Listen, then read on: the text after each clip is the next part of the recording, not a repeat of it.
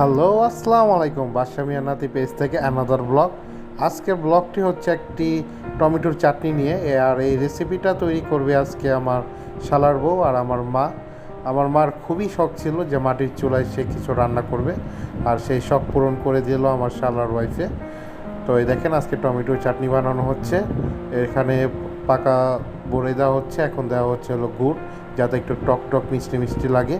আর tomato টক যদি টক মিষ্টি না হয় তাহলে তো সেটা স্বাদই আসবে না। আর এই চমৎকার একটি স্মেল বের হইছে, তো আপনাদের বুঝাইতে পারতেছি না কি চমৎকার একটা স্মেল। এটা খাওয়া খুবই সুস্বাদু। এটা নেত্রকোনার খুবই খুবই খুবই জনপ্রিয় একটি খাবার।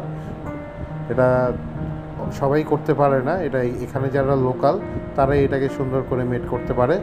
তো ফাইনালি আমাদের চাটনিটা সম্পূর্ণ হয়ে গেছে অনেক নাড়াচাড়া দেওয়ার পরে, কারণ এটা খুব ভালোভাবে মিক্স করতে হবে, কারণ মিক্স না হলে এটা স্বাদটা বের হবে না। তো আমাদের চাটনি ফাইনালি রেডি, টান টানা। আর আমার ভিডিওটা বেশি বেশি লাইক